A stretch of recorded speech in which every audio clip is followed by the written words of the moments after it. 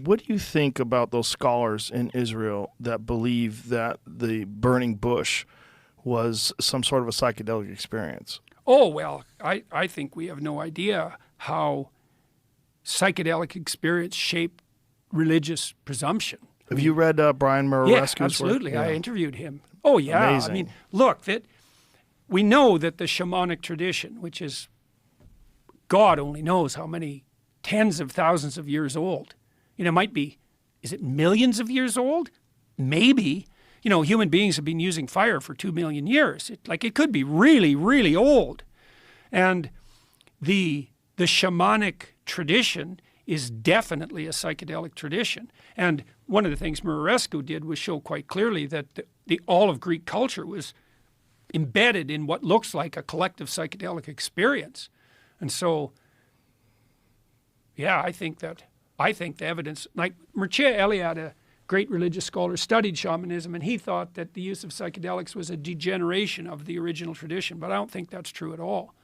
I think that the psychedelic tradition is part and parcel of the universal religious heritage of mankind, and I don't know what that means. I've talked to people like Robin Carhart Harris, who studies the neurology of psychedelic experience, and he said that what it does is produce something akin to a hyper stress experience. So imagine you're extremely stressed, like your life's in danger. And so you have to open yourself up to the possibility of radically new ideas. Well, a psychedelic substance puts you in that state of mind. And so that can be hellish, because you can collapse into like a catastrophic fight or flight defensive response, and magnified by the hallucinogen, then you're just in hell. But that isn't the only necessary outcome. And so the psychedelic experience definitely mimics something like radical learning. And it also seems to reduce the effect of memory on perception. Because most of what you see in the world is memory. It's just that's why, when you look at a printed word, you read the word. You can't not read the word. And that's because you see in the memory.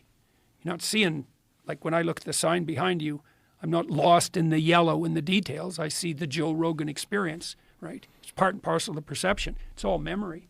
What a psychedelic does in part is remove the inhibition of memory from perception. And that re-immerses you in the complex world and shows you how remarkable and beyond comprehension everything really is. That's real. But the question is what to do with that. Timothy Leary, his doctrine was turn on, tune in, drop out.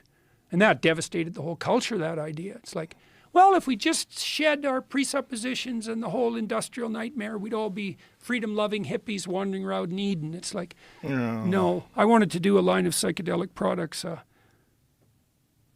Turn on, tune in, grow up. Right. I think that's much funnier, much better. Yeah, and that's also possible. That's a possible path through this sort of quest for spiritual enlightenment.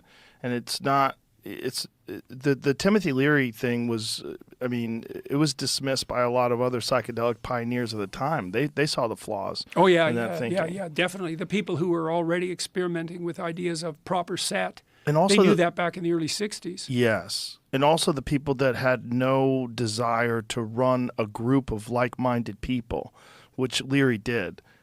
He wanted to. He fell into that hippie culture, that hippie counterculture. Also, I think he fell into the cult of personality. He fell into this thing that happens when too many people are paying attention to you. Yeah. And you think you have all the answers. Yeah. It's very dangerous. Yeah, especially if you combine that with psychedelic experience. Yes.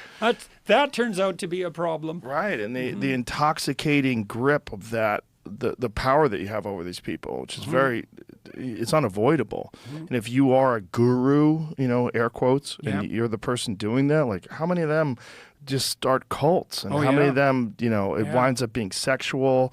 Well, Jung was asked once to comment on psychedelic experience. I think he was asked about what Huxley was doing, and Jung's answer was, beware of unearned wisdom. Right. Very smart. Very smart. They're very, very smart.